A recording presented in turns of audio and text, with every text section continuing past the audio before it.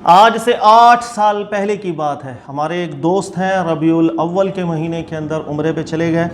اور وہاں سے 12 ربیع الاول کی جو رات ہے مجھے فون آتا ہے سحری کے وقت، اور وہ فون جب کرتے ہیں تو بڑے ایک کیفیت کے اندر مجھے فون کر رہے اور مجھے بتا رہے تھے کہ یہاں مسجد نبوی شریف کے اندر کیا ہوا کچھ اس طرح تھا کہ پاکستان چونکہ بہت کچھ عرصہ ایسا ہو گیا کہ ربیع الاول کے مہینے میں وہ زیادہ کثرت کے ساتھ عمرے پر چلے جاتے ہیں، اور یہ خواہش ہوتی ہے کہ 12 ربیع الاول کے جو دن ہے رسول اللہ صلی اللہ علیہ وسلم کی مبارک مسجد میں گزاریں۔ وہاں بہت اجتماع ہو گیا تھا، کثرت کے ساتھ لوگ اکٹھے ہو گئے تھے، لیکن ہوا یہ کہ وہی پاکستانی جو مزاج ہے اور پاکستانی جو رویہ ہے، جس وقت عین سحری کا وقت آیا تو رسول اللہ صلی اللہ علیہ وسلم کے مبارک بارگاہ کے بالکل سامنے جہاں پر کھڑے ہو کر سلام عرض کیا جاتا ہے وہاں پر رش لگ گیا، اور مرحبا مرحبا کے اونچی اونچی نعرے لگنا شروع ہو گئے، اور یہ چونکہ وہ اور ملتے گئے لوگ اور ملتے گئے، یہاں تک کہ پوری مسجد میں جتنا بھی رش تھا وہ اونچی اونچی نعرے لگانے لگ گئے مرحبا مرحبا کے۔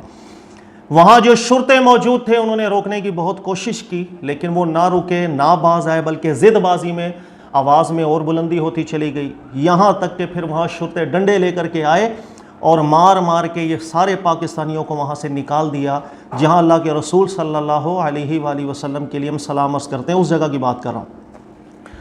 اور مار مار کے چونکہ پاکستانیوں کو باہر نکال دیا، لہذا ایک فضا پیدا ہو گئی کہ یہ وہابی لوگ ہیں اور ان لوگوں کو نبی پاک علیہ الصلوۃ والسلام کی میلاد سے خاص جلن ہے، ان لوگوں کو بڑی نفرت ہے کہ کوئی رسول اللہ صلی اللہ علیہ وسلم کے میلاد کے حوالے سے ذکر کر لے۔ بہرحال جس شخص نے مجھے فون کیا اور اس نے بتایا کہ اس نے پکڑ کے لوگوں کو وہاں پر روکنے کی بھی کوشش کی کہ یہاں شور شرابہ نہ کریں، آپ رسول اللہ صلی اللہ علیہ وسلم کے مبارک اور اعلیٰ بارگاہ کے اندر ہیں، لیکن لوگ نہیں رکے۔ لیکن اس 8-9 سال سے آج تک مسلسل ہر سال 12 ربیع الاول کی رات کو مسجد نبوی شریف کے اندر یہی شور و غل برقرار رہتا ہے، ہر سال ہوتا ہے، اور ہر سال وہاں کے شرطے پابندیاں لگاتے ہیں، کبھی ڈنڈے مارتے ہیں، کبھی نکالتے ہیں باہر۔ یاد رکھ لیجئے گا کہ فخر کی بات نہیں، رونے کا مقام ہے، افسوس کا مقام ہے۔ اللہ کے نبی صلی اللہ علیہ وآلہ وسلم کی ذات ایسی اعلیٰ ذات ہے، ہر مسلمان کے لیے ان سے محبت اور تعظیم اور احترام دل میں رکھنا لازم ہے، ایمان کا حصہ ہے۔ رسول اللہ صلی اللہ علیہ وسلم کی مبارک اور اعلیٰ ذات دنیا کے کسی بھی بڑی سی بڑی شخصیت پر قیاس نہیں کی جا سکتی، اللہ تعالیٰ نے ان کا وہ مقام و رتبہ رکھا ہوتا ہے۔ نبی پاک علیہ السلام کی مبارک بارگاہ کے آداب کیا ہیں قرآن پاک ذکر کرتا ہے۔ رسول اللہ صلی اللہ علیہ وسلم کی بارگاہ میں کوئی حاضر ہو جائے تو آواز کی بلندی بھی پسند نہیں کرتا، جب گھر میں حاضر ہو جائیں تو آواز دے کے بلانا، دروازہ نوک کر کے بلانا، اس کی اجازت ہمارا دین نہیں دیتا۔ رسول اللہ صلی اللہ علیہ وسلم کی ایسی اعلیٰ ذات ہے، اور کمال بات یہ ہے اللہ کے جو مبارک انبیاء ہیں علیہم الصلوۃ والسلام حیّا و میتاً، یعنی جب وہ زندہ تھے یا جب ان کا انتقال ہو گیا، دونوں صورتوں کے اندر انبیاء کرام علیہم السلام کی ذوات کا جو ادب ہے وہ برقرار رہتا ہے، اس میں کسی بھی طرح کی کوئی کمی نہیں آتی۔ یہی وجہ تھی اللہ نے جب قرآن پاک میں نازل کیا یا ایھا الذین آمنوا لا ترفعوا اصواتکم، اپنی آوازوں کو بلند نہ کرنا رسول اللہ صلی اللہ علیہ وسلم کے سامنے۔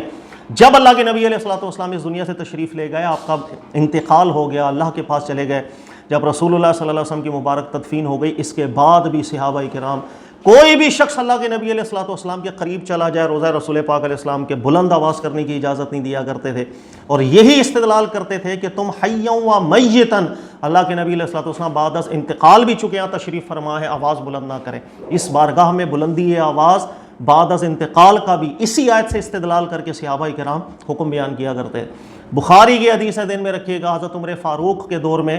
2 نوجوان تھے، اجنبی تھے، کہیں دور سے آئے تھے،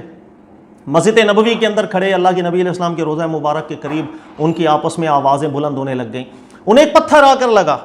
انہوں نے دیکھا بھائی ہمیں کس نے پتھر مارا ہے، تو دور حضرت عمر فاروق نظر آئے، اشارہ کر رہے ہیں یہاں آؤ۔ وہ 2 نوجوان جس وقت آئے ہیں تو عمر فاروق رضی اللہ تعالیٰ نے چہرہ دیکھا اور پوچھا کہ تم اس ملک کے نہیں لگ رہے، باشندے کہاں سے آئے ہو؟ بھائی ہم دور دراز سے ہیں۔ تو عمر فاروق نے ذکر کیا اگر تم اس شہر کے ہوتے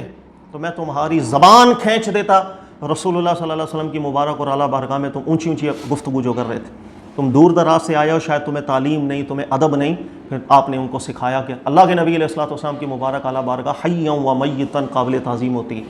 اور رسول اللہ صلی اللہ علیہ وسلم کے کوئی حاضری ہو جب روضہ رسول پاک علیہ السلام پر، وہاں بھی آواز میں نرمی ہونی چاہیے، چیخ چیخ کے نہ سلام کرنے کی وہاں اجازت ہے، چیخ چیخ کے نہ درود پڑھنے کی اجازت ہے، چیخ چیخ کے نہ مرحبا مرحبا کے نعرے لگانے کی اجازت ہے۔ دنیا میں کوئی ایک عالم دین ایسا نہیں کسی فرقے سے بلونگ کرتا ہو اس مسئلے کے اندر کسی کا اختلاف ہو، کیونکہ ایک ہی نظریہ چلتا آ رہا ہے الحمدللہ۔ لیکن بدقسمتی یہ ہوئی کہ ہم پاکستانی ہیں اور ہم نے تو کرنا، ہم نے مرحبا کے نعرے لگانے ہیں، چونکہ یہاں بھی لگانے ہیں، تربیت یہیں سے ہوئی کہ ہم نے بلند آواز میں مسجدوں میں نعرے لگانے ہوتے ہیں، اور یہی مزاج لے کر جب ہم مدینہ منورہ چلے جاتے ہیں 12 ربیع الاول کو رسول اللہ صلی اللہ علیہ وسلم کی مبارک اعلیٰ بارگاہ میں بھی ہم اونچی نعرے لگا رہے ہوتے ہیں، اپنی طرف سے محبت ثابت کر رہے ہوتے ہیں، لیکن خدا کی قسم اللہ کے نبی کی مبارک بارگاہ کی بے ادبی کر کے ہم واپس آ رہے ہوتے ہیں صلی اللہ علیہ وسلم۔ وہ ڈنڈے مارتے ہیں وہاں کے شرطے، لیکن ہم کہتے ہیں وہ گستاخ ہیں اس لیے کہ ان کو جلن ہے ربیع الاول سے، ان کو میلاد سے جلن ہے، ان کو میلاد سے جلن نہیں تھی۔ آپ کی اس بلند آواز سے جو رسول اللہ صلی اللہ علیہ وسلم کی بارگاہ میں اونچی اونچی کر رہے ہیں، اس چیز سے نفرت تھی، اور وہ آپ کو اس لیے وہاں پر مارتے ہیں کہ آپ اپنی آوازوں کو پست کریں۔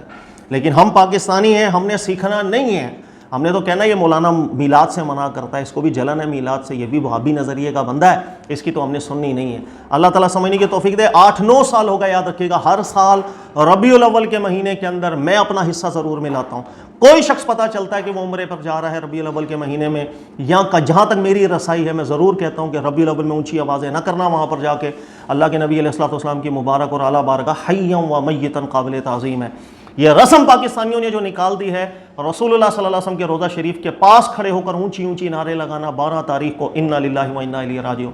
مجھے امید ہے ایک بھی عالم دین پاکستان میں ایسا نہیں ہوگا جو میری بات میں اختلاف بھی کرے، لوگوں کو سمجھائیں۔ ہر عالم دین کا یہ فرض ہے کہ اگر ہم اپنی خرافات کو، بے ادبیوں کو یہاں تک لے کے چلے جائیں کہ اللہ کے نبی علیہ السلام کی بارگاہ کے اندر بھی اونچی آوازیں کرنا شروع ہو جائیں، تو ہم شرم کے مارے ڈوب مرنا چاہیے۔ کوئی بدعت حسنہ نہیں ہے اب میلاد کی، یہ ساری خرافات سب بدعت سیئہ ہے، اس لیے کہ اس بدعت سیئہ کا اب انتہا یہ ہو گئی کہ آپ رسول اللہ صلی اللہ علیہ وسلم کی اعلیٰ بارگاہ مبارک بارگاہ میں بلند آوازیں کرتے ہیں۔ ایک چیز اور ذکر کر دوں کہ ہمارے یہاں عموماً کہا جاتا ہے کہ سر میلاد میں اگر خرافات ہو رہی ہیں تو آپ خرافات کو بند کروائیں نا، اصل میلاد کے حوالے سے کیوں آپ کو جلن ہوتی ہے؟ تو میں ایک چیز بتا دیتا ہوں، اصل میلاد سے کس مسلمان کو جلن ہو؟ کسی کو نہیں ہوگی، اللہ کے نبی علیہ السلام کی مبارک نعمت۔ لیکن میں آپ کو 8ویں صدی ہجری کے ابن الحاج مکی رحمۃ اللہ تعالیٰ علیہ مدخل انہوں نے کتاب لکھی، اس کا ایک جملہ میں پڑھانا چاہ رہا ہوں۔ 8ویں صدی ہجری کے عالم دین ہیں اور اپنی کتاب کے اندر لکھ کے گئے ہیں ربیع الاول کے حوالے سے کہ لوگ اس میں صدقہ خیرات وغیرہ کرنے کے شوقین ہیں، لیکن آگے لکھتے ہیں وَقَدْ اِحْتَوَىٰ عَلَىٰ بِدْعٍ وَمُحَرَّمَاتٍ، جملہ انہوں نے کہا لیکن یہ ربیع الاول کی جتنے معاملات ہیں یہ حرام کاموں سے بھر چکے ہیں اور بدعت سیئہ سے بھر چکا ہے۔ یہ جملہ 8ویں صدی ہجری میں ابن الحاج مکی رحمۃ اللہ علیہ لکھ کے گئے۔ جس وقت میں یہ کتاب پڑھا تھا، اور بھی کئی علماء لکھ کے گئے، لیکن جس وقت میں یہ کتاب پڑھا تھا میرے ذہن میں ایک چیز آئی،